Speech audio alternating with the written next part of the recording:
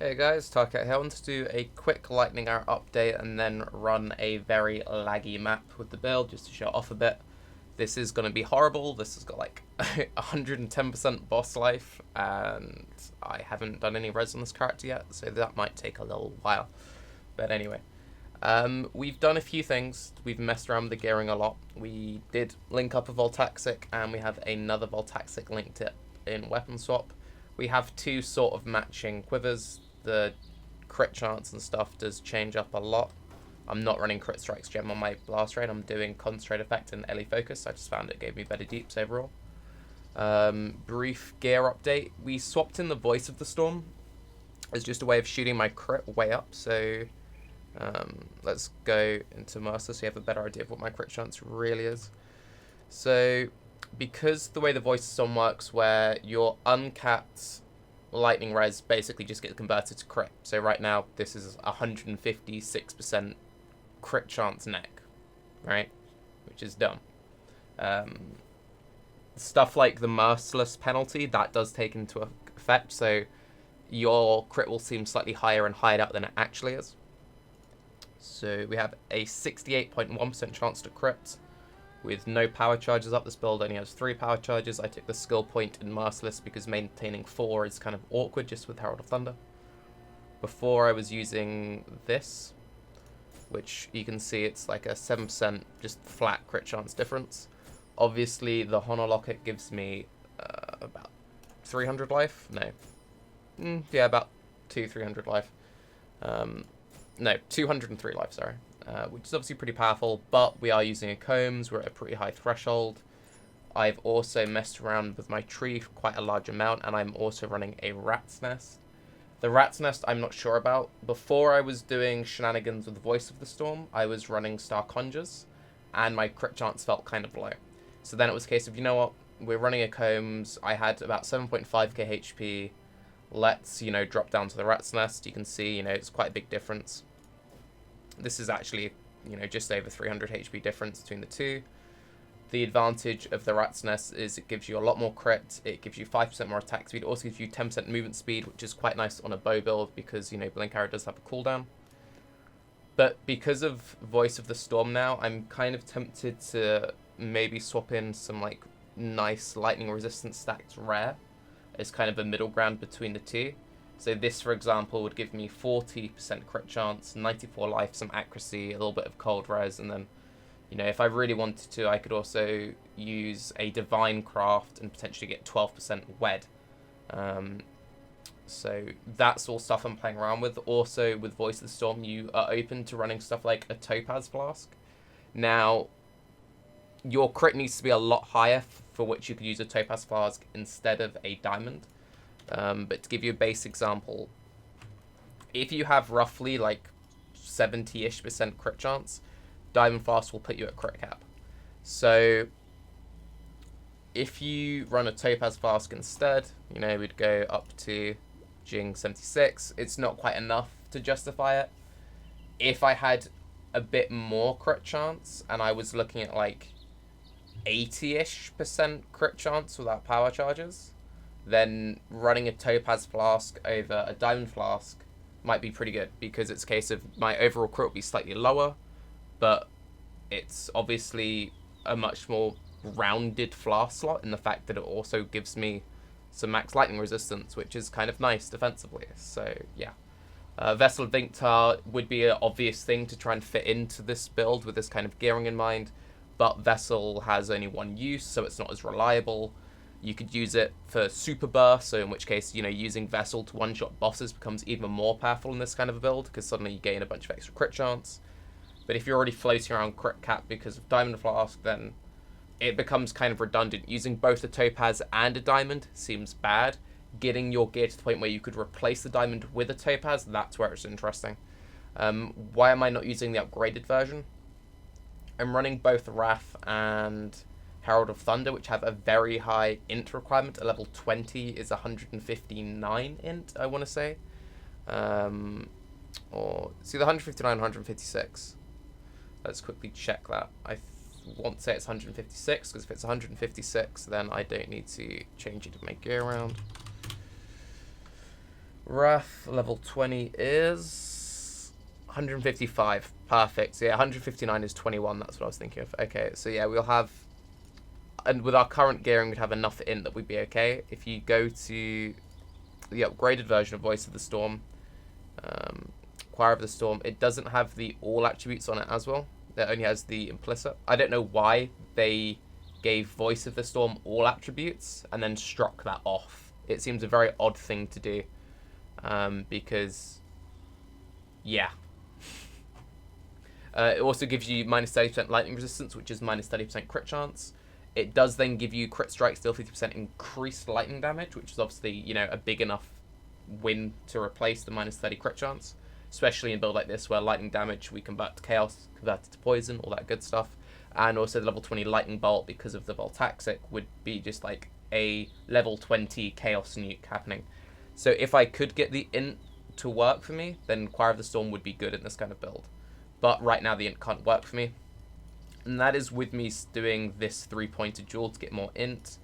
And I want to say I have some ints on... Yes, I have int on this jewel here. And I don't have int on any other jewels.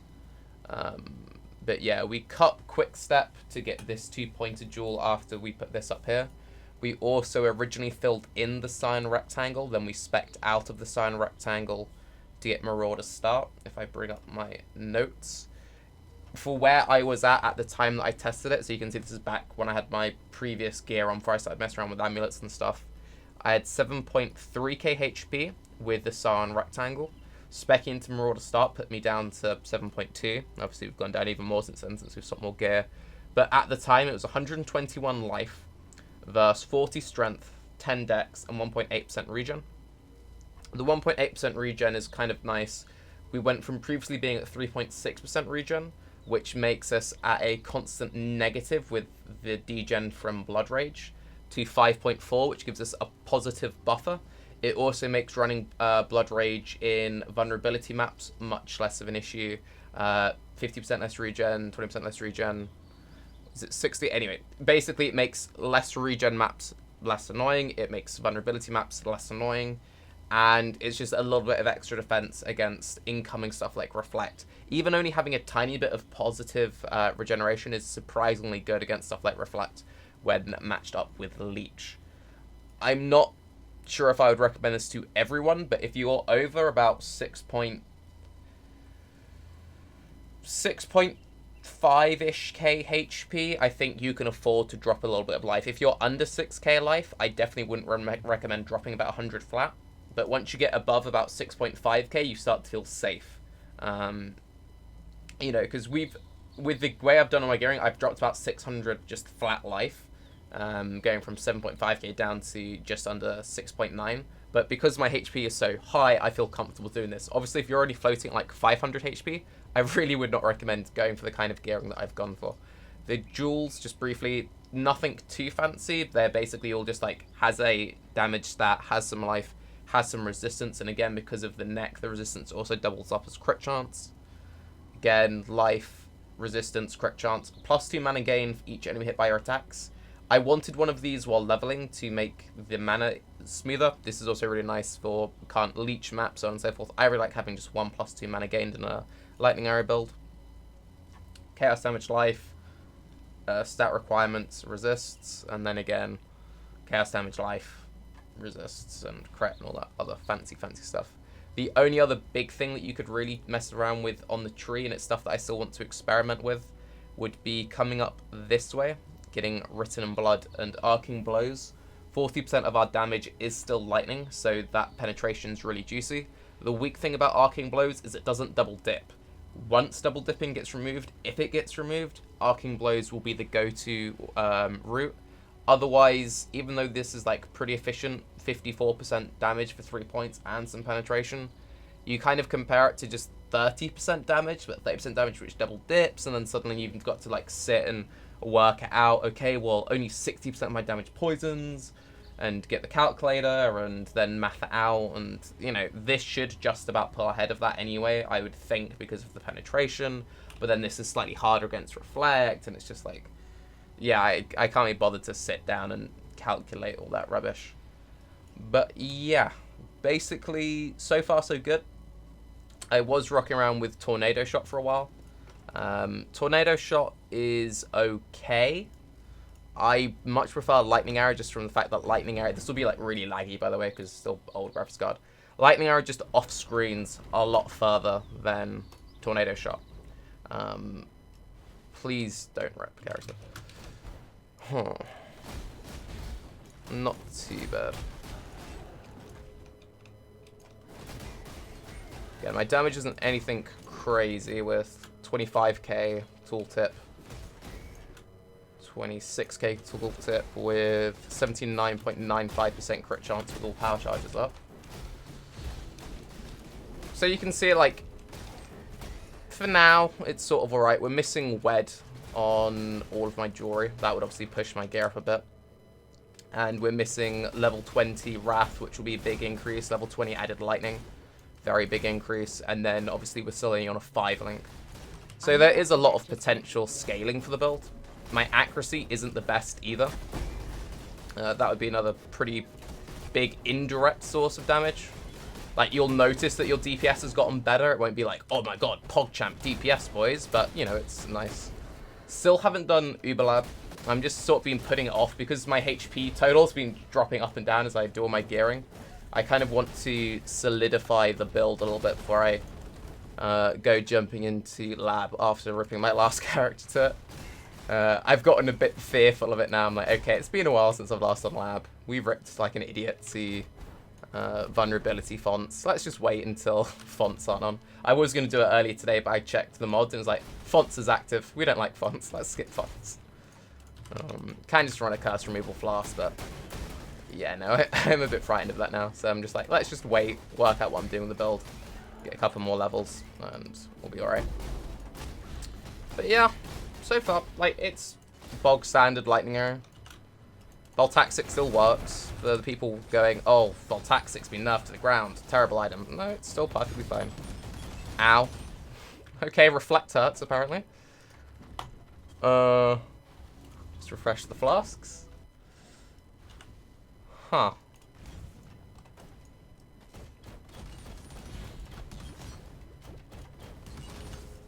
Okay. Let's get some frenzies up. I am using Snakebite. That's the one thing that I dislike about this build. Snakebite is kind of annoying. Oh god, this guy's annoying. Yeah, you're noticing the monster life. Why the... Okay. My mana is gone. You're noticing the extra monster life now. This is, again, remember, 75% monster life map. Come on. Okay, we did it, boys. But yeah, having to build up the frenzy charges is a bit annoying. I've been kind of tempted to maybe respec into Pathfinder just to get the poison. Oh my god. Seriously? I hate proximity shield on crit builds like this. You have the annoying thing if you need to be like right inside them, and because you're bows, you then knock back. So it's like, dude, feels bad, man. But yeah, so having to maintain frenzy charges is kind of annoying. We can't use a cost breeze because bow builds aren't the best at cursing, and then obviously we lose all of our life because we can't then use a combs or a belly of the beast. So that just feels bad. Oh, this guy's gonna take years. Okay, that kind of hurt.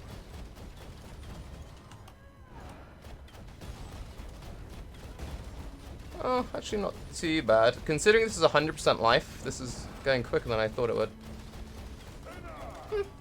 Not that bad, actually. I'm not up to that just But yeah, I'm not too sure. Maintaining the frenzy charge is annoying. I could spend like 1 point into getting frenzy charge duration, like just 1 point into a little bit more frenzy charge duration. It kind of feels like a waste. Movement speed could be a bit better. Like, I feel kind of sluggish. I think it's because I've played Pathfinder this week, and my Space Area Pathfinder build was always running around at like 200% 200% movement speed, not 200% HP. At one point, I was pretty tempted to try and fit Queen of the Forest into this build, but again, this is the awkward thing about Voltaxic, is it has really good damage output, like really, really good damage output, But it has the issue that you want to run Wrath. Like, you just have to run Wrath because it's just such a juicy source of damage. I've cleared this map very badly in before backtracking. I'll just full clear it because I'm kind of in the middle of something. So you want to run Wrath because it adds so much flat damage. You kind of want to run Herald of Thunder because, again, damage. So that's awkward, right? And you're like, okay, well, if we didn't run the Herald of Thunder, we could use some reduced mana reservation either in the tree or on a jewel or just like Enlighten. And then we could run Wrath and Grace. And then it's like, okay, well, how are we cursing now? Frenzy Curse on hit? Like, you can do Frenzy Curse on hit, but the only way we're getting our power charges is through Assassin's Mark. So do you really want to be like tapping Frenzy Curse on hit Assassin's Mark into every single pack? No, that just feels kind of obnoxious. And you've already got this annoying thing of like building up Frenzy charges. So it's like, do you really want to be building up Frenzy charges and then like tapping Curse on hit? Like, you would move a lot faster, obviously, but then you lose the downside of, like, you move faster, but then the build feels more sluggish because you're having to, you know, do more things. So, yeah. Not too sure about that. That's the only thing that I'm a bit iffy about. Another thing I've been trying is I've been trying Innervate in my Herald of Thunder setup. It sort of works. The mana multiplier doesn't really matter. We have enough mana left that it's like, whatever. You can see that we can attack quite a lot before we and we have, you know, mana leech and mana gain on hit. It procs maybe, like, you notice it procking, and it lasts for just under 7 seconds. At level 20, it's like 6.9 seconds. So, like, it procs every now and again. I'd say it probably procs every 30 seconds. I play a lot of WoW, so I kind of treat it kind of like a proc trinket, but it doesn't feel that good. Another thing is my flask setup. So usually I always only ever run one flask. You can tell there's a lot of things that I'm kind of still trying to tune about the build. So normally I only ever run one flask, but like this seething flask does nothing, right? So we have a little bit of flask effectiveness in the tree, through, you know, stuff like this. So it heals for slightly over 1k. Well, we're, you know, just under 7k HP. Let's say 7k HP onto something like 1 or 2 more points, got a few more levels, right? So let's just say we're a 7k HP build. One other thing, I think I'm going to try and keep this build around 7k. You can keep pushing this higher. You could get up to 8k, and that's what I was originally doing. But then I didn't want my damage to drop off, so I think I'm going to try and just stay around 7k and then invest mostly into damage. But anyway. So this heals for, say, 1.2. And you get 3 uses. And then it's, like, not that great. So you kind of need to run 2 for it to be meaningful. And this is why on my explosive arrow character, I was running Forbidden Taste. Because with Forbidden Taste, you just use it, and then it's like, bam, full heal. So what I'm trying to do is I'm trying to get chaos resistance on my gear so that I can run Forbidden Taste. Maybe run like 1 Forbidden Taste and 1 HP pot. But that becomes really awkward because I'm still trying to get Ellie weakness cap. And I'm not near Ellie weakness cap because I've shuffled all my gear around to get loads of crit. So it's kind of, I'm trying to do a little too much with all of my gear. If I wasn't running a Combs, if I was running, say, a Belly instead of a Combs, right? We'd go down to 6k HP. You don't want to go below 6k HP, right? If I ran a Queen of the Forest, we'd be like 5.5k. I don't feel safe with 5.5k. At 5.5k, I now need to like cut stuff off the tree and reinvest back into the Sound Life Wheel. With a Queen of the Forest, with this kind of build, you'll cap out at like 6k HP. Now again though, keep in mind, this is all with the Rat's Nest on, yeah? So we could do like Belly, and then, you know, put on a helm like this. And then it's like, okay, we're getting up. So like, if I had a helm like this, and we had Chaos Resistance on a couple of pieces of gear, I think it's achievable. It's achievable. But it's all kind of a little bit shuffly aroundy. It would be really nice to run the Forbidden Taste. Another nice thing about the Forbidden Taste is it does still give you that phasing. It makes getting the 5.4% life regen feel a little bit better. Maybe me picking up that life regen is me being greedy, and maybe I just need to drop it to get back into this. But as of now, trading 120 life for the strength and... Well, actually, that's another funny thing. So before, the strength was an issue because of the strength requirement of combs. Now, with Voice of the Storm equipped, I need the 40 strength from here to equip the combs, because this requires 191 strength, right? So if we dropped the 40 strength, we'd be just short. We'd be short by like 2. And that is with some strength on a jewel, right? That was another reason why I went this way originally, was to equip the combs. If we dropped the Voice of the Storm and went back to my rare amulet, then suddenly strength isn't an issue at all. And then Sun Rectangle feels better than this. So those are kind of some of the things that I'm thinking about shuffling around flask-wise. I've also, this Basalt has... I have swapped this third slot like every other map. Every hour I'm swapping it. It's been Itzeries for a long while, dropped out the Itzeries. I was running just a Quartz Flask for a while. That felt okay, dropped that out. I was running a Stigmite for a while. Then every now and again I'd take 1 or 2 like big physical hits. I was like, let's just put the Basalt back in. The Basalt is safe. We'd eventually just put a Taste of Hate here, but what's kind of been happening is I build my currency up to about 100C, and then I had to buy a bunch of fuses, and then we bought the fuses and we didn't link the bow, then we built up another 100C, then didn't link the bow, then built up another 100C, then eventually linked the bow, then I built up another 100C to link the other bow, and now we have another Voltaxic. This third Voltaxic, this is the 6-link project. I'm not buying any jewelers or fusings, this is just any jewelers and fusings I get, I put into this, and this will just keep on going until eventually it does something.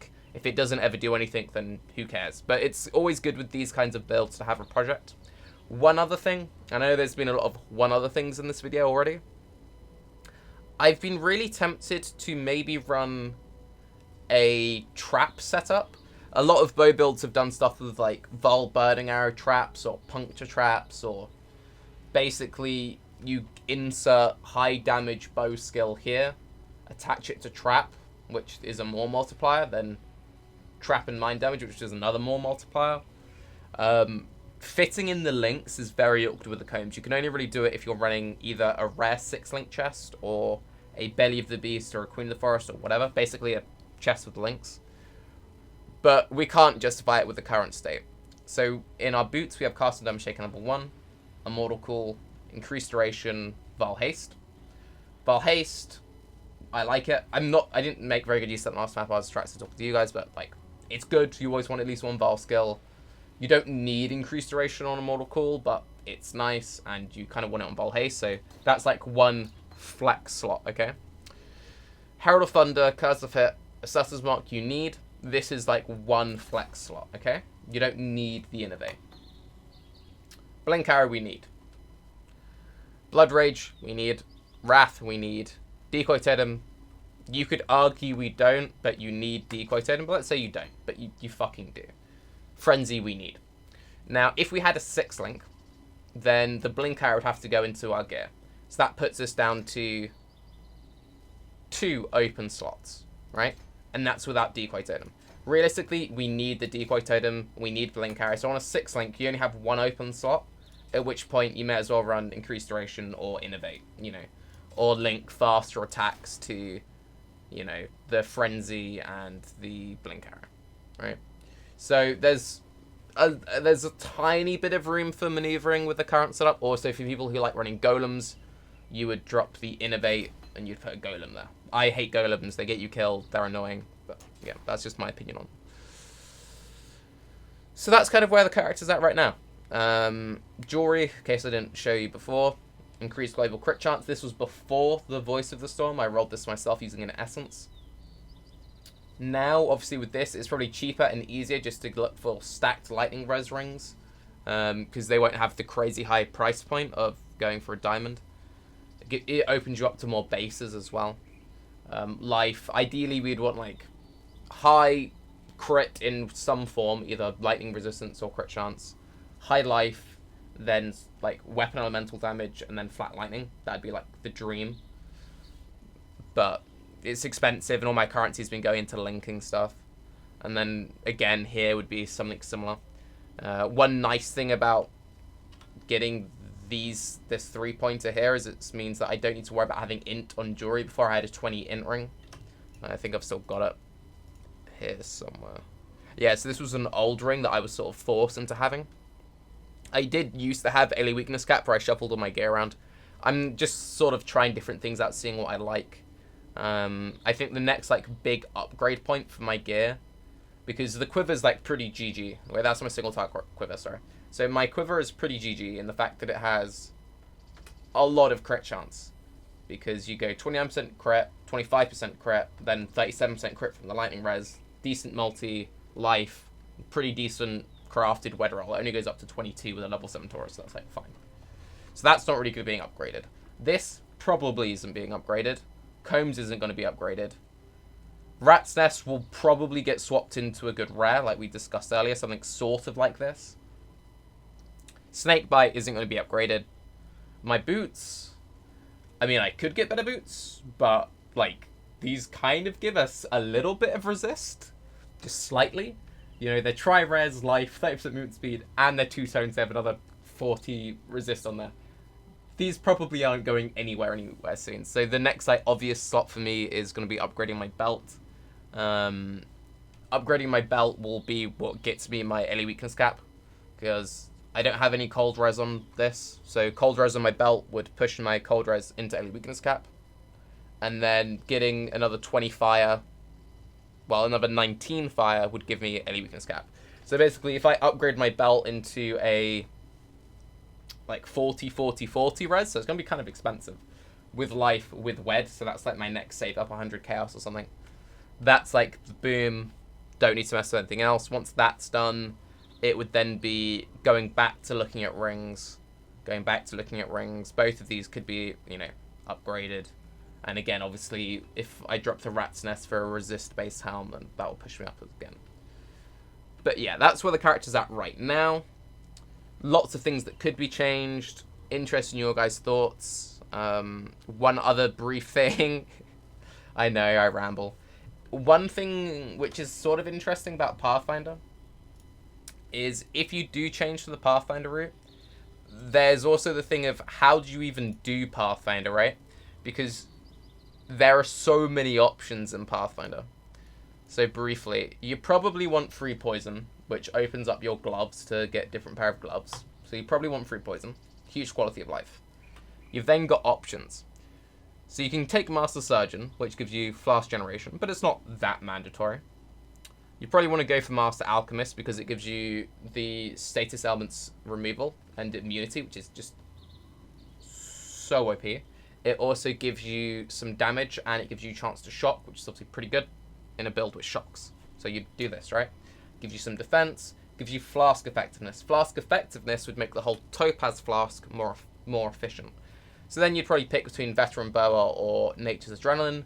You'd probably just go for Nature's Adrenaline because clear speed, because it gives movement speed and attack speed. But Veteran Boa does give you 10% Elemental Pen, which is obviously good for all our lightning damage, because 40% of our damage is still lightning. That's pretty good. And it gives you increased fast regeneration, which is okay. And it gives you 10% of Fizz as extra. That's not that important. We do, like, no Fizz. So this would give you slightly more single target damage. Just give you more clear speed. You'd basically just go for clear speed option. Attack damage, that helps. Scales your chaos. That's just fast duration, so it's just like, whatever. But it feels kind of bad not getting a Master Surgeon. Although, it's my green screen been messed up the whole time. Because if it has, that will have annoyed me and triggered someone in chat. So apologies. But yeah, that's sort of where the build is at the moment. Lots of flexibility, lots of things which can be swapped. And that's what I like about these kind of trees. People said, oh, it's just generic bow build. But this is what I mean by the flexibility, because we don't need to get the frenzies because of Snakebite. Obviously, if you know you do this, you then get all the frenzies. Because you don't need the pierce, because we get the free chain. Like, Deadeye's good. Deadeye gives a lot of damage and a lot of, like, indirect utility. It gives you the points to float around and shuffle points in here and there. So, yeah. This is the build. This is where it's at. I'm going to keep grinding it.